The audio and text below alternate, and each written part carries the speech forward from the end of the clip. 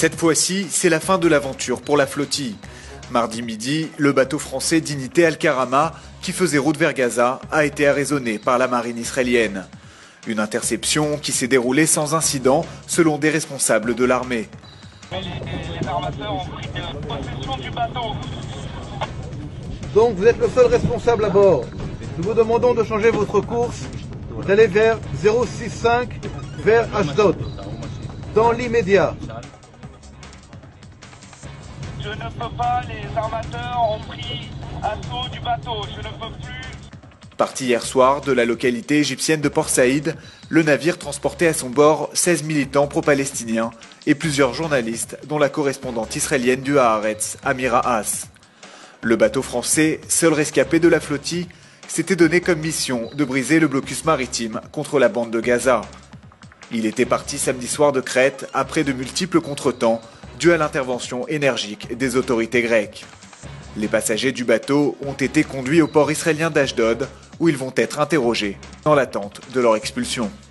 Les ministres des Affaires étrangères de l'Union européenne appellent de nouveau Israël et les Palestiniens à reprendre les pourparlers directs. Dans un communiqué publié à l'issue de leur réunion à Bruxelles, les membres de l'Union européenne ont réaffirmé leurs préoccupations devant l'impasse continue du processus de paix. Ils ont par ailleurs souligné le rôle central du quartet sur le Proche-Orient, exprimant leur soutien total aux efforts déployés par Catherine Ashton, la chef de la politique étrangère de l'Union européenne. Au cours d'une conférence de presse, Catherine Ashton a pour sa part déclaré qu'une relance des négociations israélo-palestiniennes était bien plus importante qu'une résolution de l'ONU sur un État palestinien. Arnon Milchan était-il un agent du Mossad ? C'est ce qu'affirme en tout cas une nouvelle biographie qui relate la vie de ce supposé agent secret, devenu l'un des producteurs de cinéma les plus célèbres d'Hollywood. L'affaire remonterait aux années 60, proche des premiers ministres israéliens et des stars de cinéma. Arnon Milchan aurait été recruté personnellement par Shimon Peres pour travailler sur le programme nucléaire de l'État hébreu. L'actuel président israélien était alors ministre adjoint de la Défense et avait sollicité le jeune producteur pour faire transiter des matériaux sensibles par les États-Unis. Au milieu des années 80, la douane américaine avait déjoué une tentative de contrebande d'équipements dirigée par Milco, une société appartenant au producteur d'Hollywood.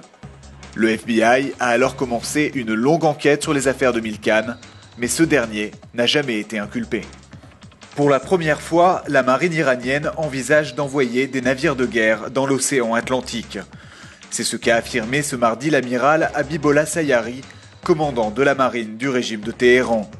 Il n'a donné aucune précision sur la destination éventuelle de cette flottille, ni sur sa composition. La marine iranienne développe sa présence dans les eaux internationales depuis 2010, dépêchant régulièrement des unités dans l'océan Indien et dans le golfe d'Aden. C'est dans cette région sensible que sévissent notamment des groupes de pirates somaliens. En février dernier, l'Iran avait également envoyé pour la première fois 2 navires de guerre en Méditerranée. Pour rejoindre la Syrie, les bateaux avaient alors traversé le canal de Suez, provoquant des tensions avec Israël. On termine cette édition avec cette étude du magazine américain Voyage et Loisirs. Il place les villes israéliennes de Jérusalem et Tel Aviv parmi les 5 meilleures destinations de la catégorie Moyen-Orient et Afrique. Dans ce classement, c'est la ville sud-africaine de Cape Town qui occupe la première place, tandis que les villes du Caire et de Dubaï se classent respectivement en 4e et 5e position.